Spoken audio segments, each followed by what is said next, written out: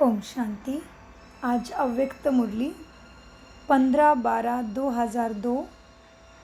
मुरली का सार है समय प्रमाण लक्ष्य और लक्षण की समानता द्वारा बाप समान बनो। बाबा कहते हैं आज चारों ओर के सर्व सोमानधारी बच्चों को देख बाबा हर्षित होते हैं। सोमानधारी तो अपने सोमान में स्थित होकर मुरली को ग्रहण करते हैं। तो बाबा कहते बच्चे इस संगम पर जो आप बच्चों को सोमान मिलता है उससे बड़ा सोमान सारे कल्प में किसी भी आत्माओं को प्राप्त नहीं हो सकता। कितना बड़ा सोमान है इसको जानते हो तो सोमान का नशा कितना बड़ा है यह स्मृति में रहता है। सोमान की माला बहुत बड़ी है, एक एक दाना गिनते जाओ और सोमान के नशे में लवलीन हो जाओ। ये सोमान अर्थात टाइटल्स स्वयं बाप दादा द्वारा मिले हुए टाइटल्स माना सोमान परमात्मा द्वारा सोमान प्राप्त होते हैं। इसीलिए इस सोमान के रूहानी नशे में कोई अथॉरिटी नहीं जो हिल सके, क्योंकि ऑलमाइटी अथॉरिटी द्वारा मिला है ना सोमान। तो बाप दादा ने आज अमृत वेले से सारे विश्व के सर्व बच्चे की तरफ चक्कर लगाते हुए देखा कि हर एक बच्चे की स्मृति में कितने सोमानों की माला है। बाबा ने चक्कर में क्या देखा? हर एक बच्चे के गले में स्मृति में कितने सोमानों की माला पड़ी है। माला को धारण करना अर्थात स्मृति द्वारा उस स्थिति में स्थित रहना। माला को धारण करना माना स्मृति द्वारा उस स्थिति में स्थित रहना।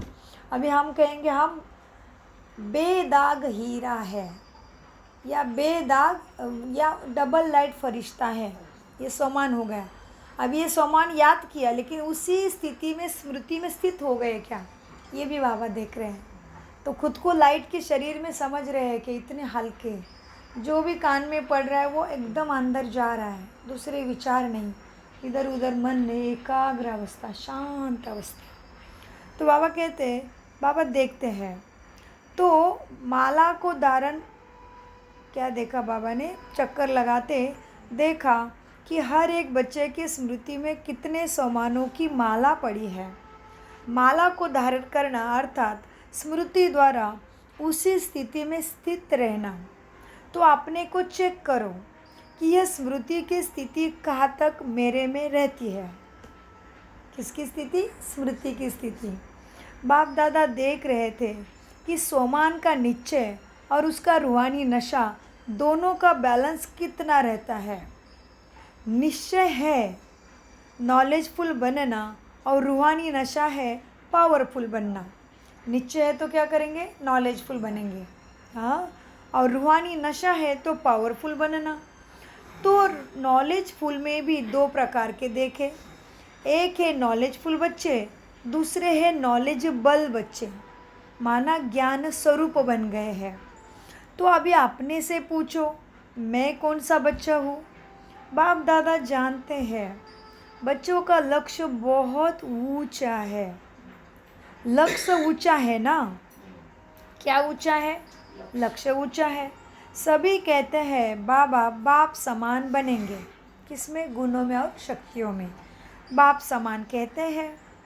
तो जैसे बाप ऊंचे ते ऊंचा है तो बाप समान बनने का लक्ष्य भी कितना ऊंचा हो गया। तो लक्ष्य को देख बाप दादा बहुत खुश होते हैं।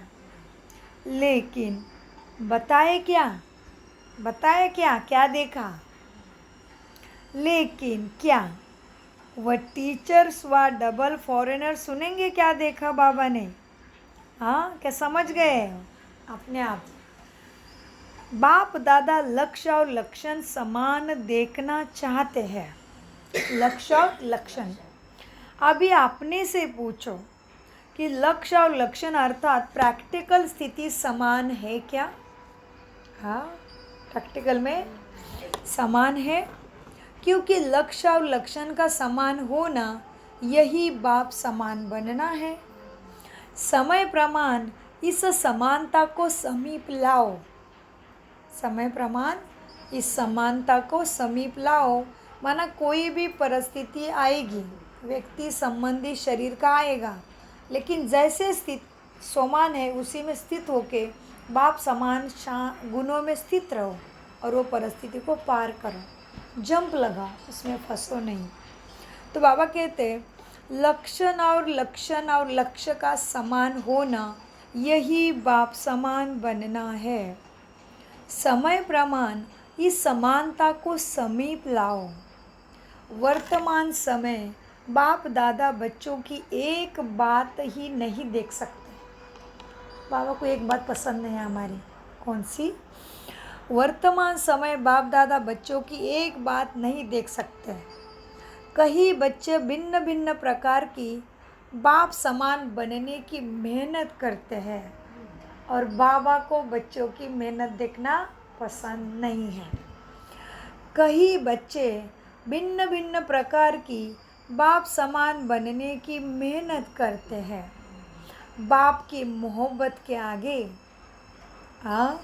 बाप की मोहब्बत के आगे मेहनत करने की आवश्यकता ही नहीं है। जहाँ बाप से मोहब्बत है वहाँ मेहनत नहीं लगेगी। जब उल्टा नशा चढ़ता है, देहाभिमान का नेचर बन गया है ना, नेचुरल हो गया देहाभिमान का नेचर, तो क्या देहाभिमान में आने से पुरुषार्थ करने की मेहनत पड़ती है।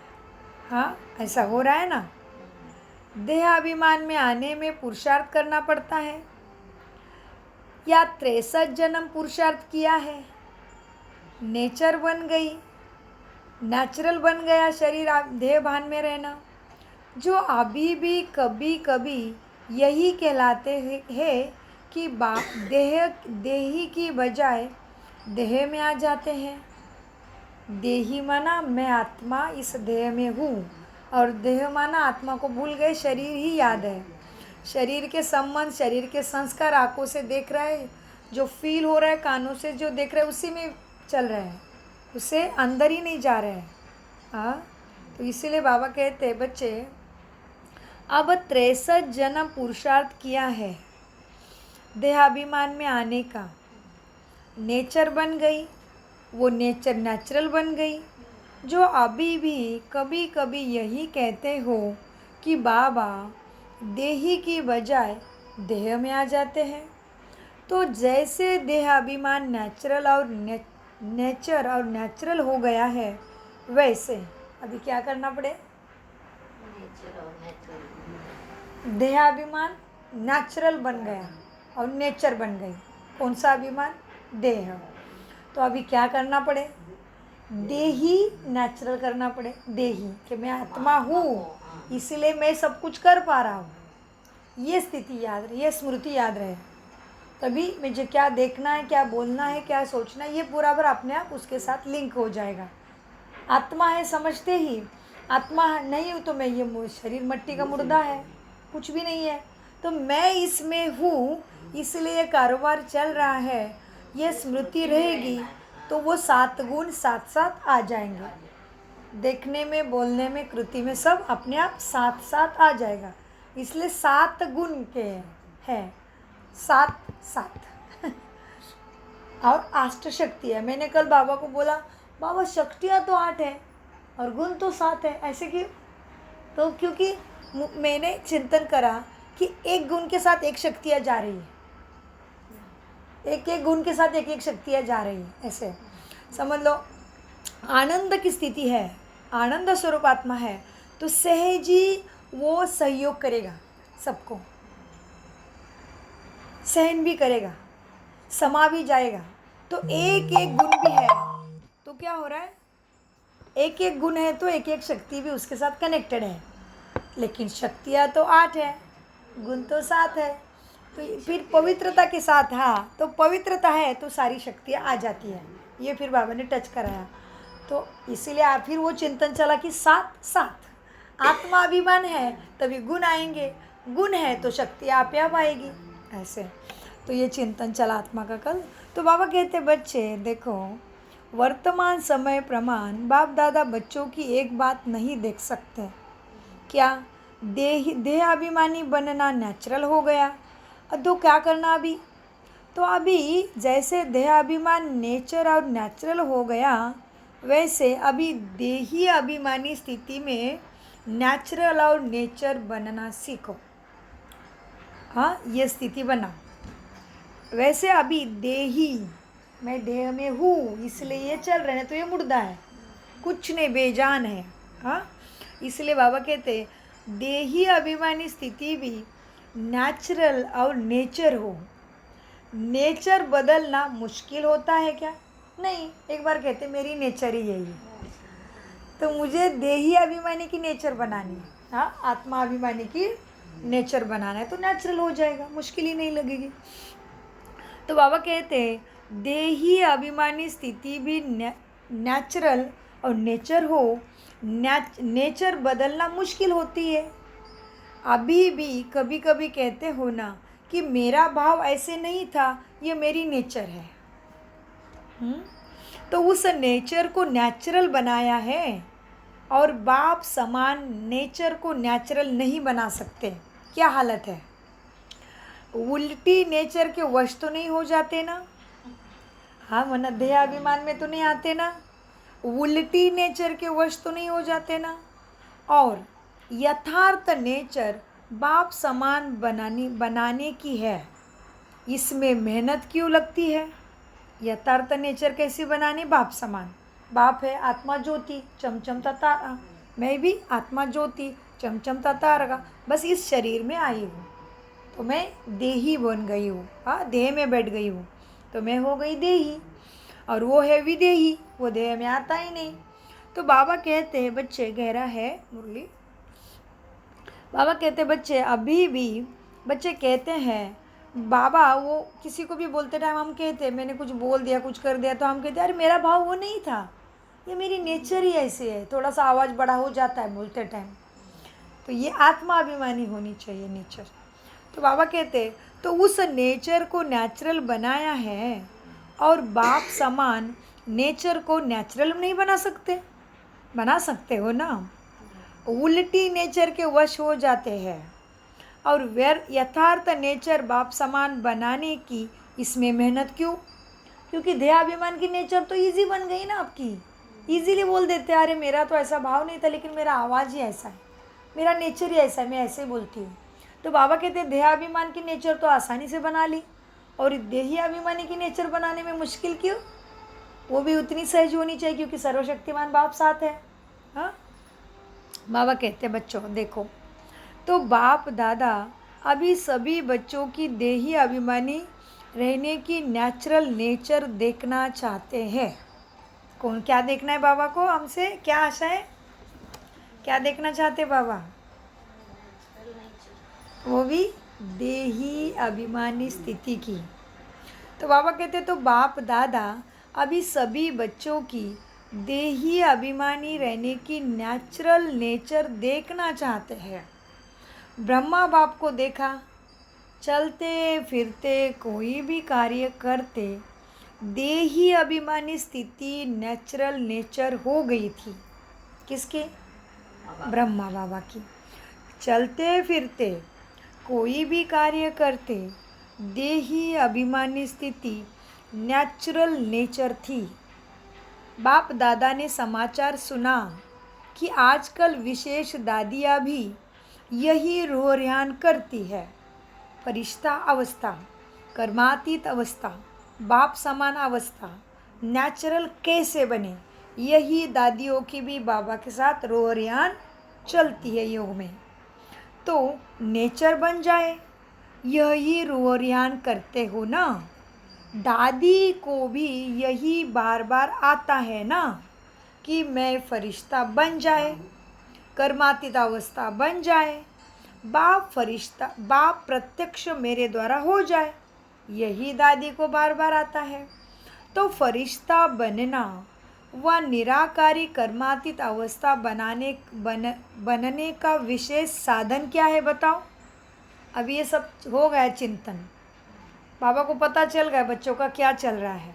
हाँ, बाबा बच्चों की रो रियान क्या चल रही बाबा से, बाबा ऐसे ऐसे बनना है, ऐसे स्थिति पाके तुम्हारी प्रत्यक्षता करनी है।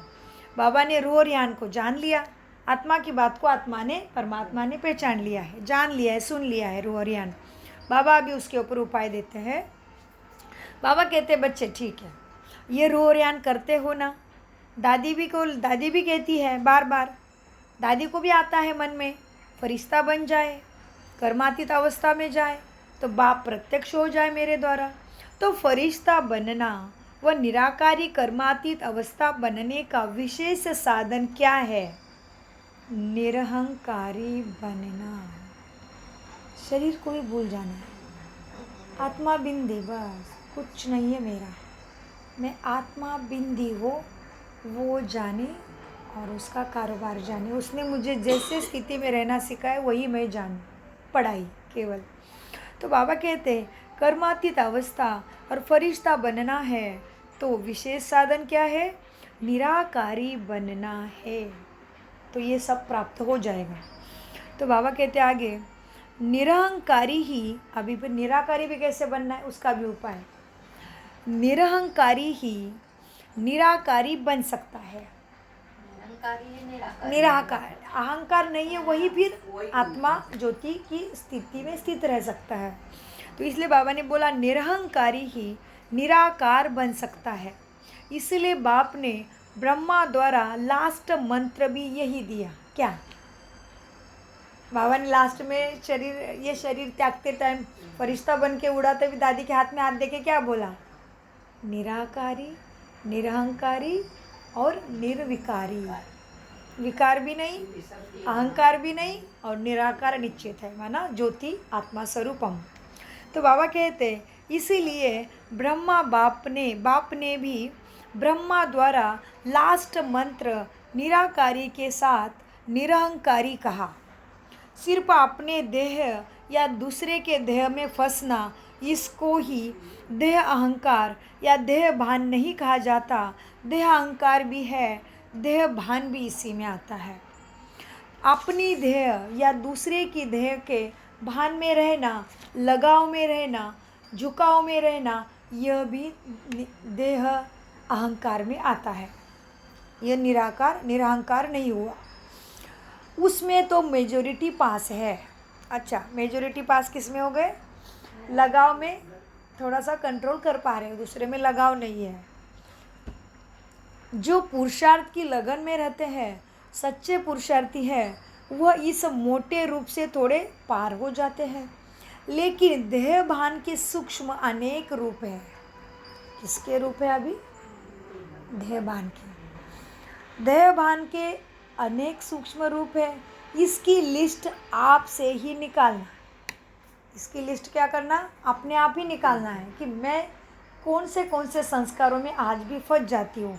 मेरे आँखें मुझे धोखा दे रही, मेरी वाणी मुझे धोखा दे रहे, मेरे कान मुझे धोखा दे रहे, कि मेरे आदत मुझे धोखा दे रहे, कि मेरे संस्कार मुझे धोखा दे रहे, मुझे कौन से संकल्प धोखा दे रहे। ये अपने आप चेक करो, बाबा कहते हैं। क्योंकि संबंधियों में लगाव, इसमें तो मेजॉरिटी पास हो गए हैं। समझ लिए आत्मा कर्तव्य कर्म के लिए है, मेरा सारा रिश्ता बाबा से है। ये तो सब ने थोड़ा पास हो गए उसमें ज़्यादा लोग। लेकिन किस में अटक गए? अभी देह भान के सूक्ष्म अनेक रूप हैं, उसमें आत्मा फंस रही है, आदतों में, संस्कारों में। हाँ, देह भान के सूक्ष्म अनेक रूप है, इसकी लिस्ट आपस में निकालना। बाप दादा आज नहीं सुनाएंगे, उसके बारे में अपने आप ही निकालना है। आज इतना ही इशारा बहुत है बच्चों को, क्योंकि सभी ही समझदार हैं। आप सब जानते हो ना, अगर सभी से पूछेंगे ना तो सब बहुत होशियारी से सुनाएंगे। लेकिन बाप दादा सिर्फ छोटा सा सहज पुरुषार्थ बताते हैं कि सदा मन वचन कर्म संबंध संपर्क में लास्ट के तीन शब्दों का निराकारी, निरहंकारी, निर्विकारी सदा याद रखो। बाबा क्या बताते हैं? अभी अपने अंदर की सूक्ष्म जांच को पकड़ो, ढूंढो, उसके बाद उसके ऊपर बाबा एक उपाय बताते हैं सहज पुरुषार्थ बताते हैं कि मन वचन कर्म संबंध संपर्क में लास्ट मंत्र के 3 शब्दों का सदा याद रखो। निराकारी अनात्मा ज्योति, निरहंकारी सारे विकार गायब, कोई भी बात नहीं, निरहंकारी अहंकारी नहीं किसी भी चीज़ का, कुछ भी नहीं, मुझे ये आता है, मैं ये करती हूँ, नहीं, मैं काट दो पूरा, निरहंकारी। और फिर निर्विकारी, तो विकार अपने आप ही भाग जाएंगे। हाँ, तो सदा याद रखो, संकल्प करते हो तो चेक करो कि महामंत्र संपन्न है। कोई भी संकल्प करते हो तो चेक करो कौन सा महामंत्र मिला है। निराकारी, निरहंकारी, निर्विकारी। तो कोई भी संकल्प करते हो तो पहले चेक करो महामंत्र संपन्न है। ऐसे ही बोल, कर्म सब में सिर्फ 3 शब्द याद रखो। किसमें? बोल में, कर्म में। कुछ नहीं करना, बाबा कहते ज़्यादा, सिर्फ 3 शब्द याद रखो कि इस कसौटी में मेरा हो रहा है क्या, बोलना और करना। ऐसे ही बोल, कर्म, सिर्फ 3 शब्द याद रखो और समानता करो। यह तो सहज है ना। सारी मुरली नहीं कहते हैं करने के लिए, 3 शब्द याद करो। यह महामंत्र संकल्प को भी श्रेष्ठ बना देगा। निराकारी, निरहंकारी, निर्विकारी, यह महामंत्र तुम्हारे संकल्प को भी श्रेष्ठ बना देगा। वाणी में निर्मलता आएगी। वाणी में निर्मलता और निर्माणता। निर्माणता माना कुछ करना है, मुझे बाबा के लिए कुछ करना है, हमेशा कुछ करना है। मनसा से करूँ, वाणी से करूँ, मुझे कर्म में सेवा, पूरे ज्ञान को सेवा में लाना है। मुझे हर समय सेवा करनी है, मुझे हर समय बाबा के श्रीमत से चलना है। ये निर्माणता आएगी। क्रिएटिव, कुछ करना है, कुछ करना है, व्यर्थ नहीं, समर्थ करना है। बाबा कहते वाणी में निर्माणता लाएगा ये 3 मंत्र, कर्म में सेवा भाव लाएगा और संबंध संपर्क में सदा शुभ भावना और श्रेष्ठ कामना की वृत्ति भी बनाएगा ये महामंत्र। सारी प्राप्ति आ गई, ठीक है ना। तो बाप दादा कहते हैं, बाप दादा सेवा का समाचार भी सुनाते हैं। सेवा में आजकल भिन्न भिन्न कोर्स कराते हो, लेकिन अभी एक ही कोर्स रह गया है, वह है हर आत्मा में जो शक्ति चाहिए वो फोर्स का काम करना। कौन सी शक्ति चाहिए हर आत्मा में? देखिए, अभी बाप दादा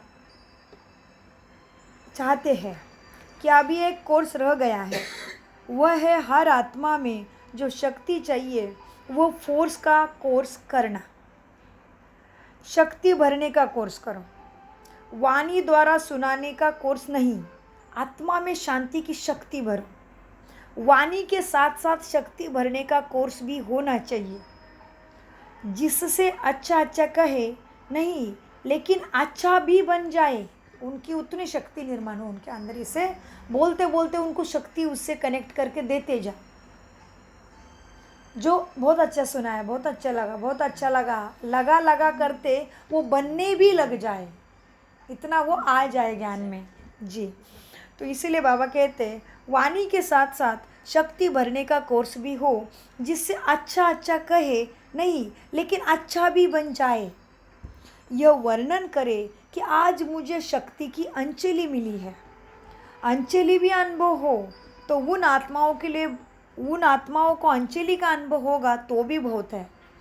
कोर्स कराओ, लेकिन पहले अपने को करा के फिर उनको कहो। खुद पहले तुम करो, मैं शांत स्वरूप आत्मा हूँ, तुम प्रैक्टिकल में लाओ पहले, फिर दूसरे का कोर्स कराओ। तो बाबा कहते हैं कोर्स कराओ, लेकिन पहले अपने को करके फिर दूसरे को कहो। तो सुना बाप दादा और क्या चाहते हैं? एक तो महामंत्र याद रखना है और फिर कहते शक्ति भी देना है, करके खुद दिखाना है। तो सुना बाप दादा क्या चाहते हैं? लक्षण और लक्षण को समान बनाओ। लक्ष्य और लक्षण को समान बनाओ। लक्ष्य लक्ष्मी नारायण बनना है, तो लक्ष्य और लक्षण को समान बनाओ। लक्ष्य सभी का देख कर बाप दादा बहुत बहुत खुश होते हैं। अब सिर्फ समान बनाओ। लक्ष्य तो सबने रखा है, बस अभी लक्ष्य में समानता लाओ। हाँ, जैसे सोचा है वैसे बनना है, उसलिए उतना कोशिश करना पड़ेगा। जैसे प्रैक्टिकल में सोचते हैं, लौकिक में डॉक्टर बनना है तो उतना तो एफर्ट देना पड़ेगा, उतनी पढ़ाई, उतना अटेंशन, उतना दुनियादारी की तरफ भटक के नहीं चलेगा। लक्ष्य पे ध्यान है, डॉक्टर बनना है, डॉक्टर बनना है, डॉक्टर बनने के बाद देखेंगे पार्टी बार्टी सब बाद में देखेंगे, सोचते हैं ना ऐसे। जैसे हमें भी अनुभव है, 10वीं आपको भी होगा, 10वीं क्लास के एग्ज़ाम में टॉप करना है, सोचा था। केंद्र में की परीक्षा रहती थी, केंद्र पे जाना पड़ता था, तो सोचा था कि अपने को केंद्र में टॉप करना है। तो उस समय टीवी, महाभारत, रामायण कुछ नहीं खींचता था, लक्ष्य था 10वीं की परीक्षा के बाद देखेंगे तो टॉप करें, इस तरह से। तो इसलिए बाबा कहते बच्चों, लक्ष्य और लक्षण को समान बनाओ। लक्ष्य सभी का देखकर बाप दादा बहुत बहुत खुश होते हैं। अब सिर्फ समान बनाओ तो बाप समान बहुत सहज बन जाएंगे। बाप समान बनने के लिए युक्ति फिर से मिली कि पहले लक्ष्य को समान बनाओ, तो बाप समान भी उसमें आ जाता है। तो चलो, बाप दादा तो बच्चों को समान से भी ऊंचा देखना चाहते हैं। बाप दादा अपने से भी ऊंचा देखना चाहते हैं। बाप दादा तो बच्चों को समान से भी ऊंचा देखना चाहते हैं, अपने से भी ऊंचा देखते रहते हैं। तो बाप दादा बच्चों को सिर का ताज कहते हैं। बाबा क्या समझते हैं हमें, हम कौन है? बाबा का सिर का ताज है। बाप दादा तो बच्चों को अपने सिर का ताज कहते हैं। तो ताज तो सिर से भी ऊंचा ही होता है ना, है ना? हाँ, तो टीचर सभी ताज हो ना बाप के। चलो, मीठे प्यारे बाप दादा का अनगिनत पदम गुना शुक्रिया शुक्रिया शुक्रिया। मीठे प्यारे बाप दादा का हम सभी को नमस्ते, गुड मॉर्निंग, याद प्यार। और हम सभी प्यारे बच्चों का अव्यक्त बाप दादा को याद प्यार, नमस्ते और गुड मॉर्निंग। शुक्रिया बाबा, शुक्रिया। वहाँ बाबा वहाँ। ओम शांति।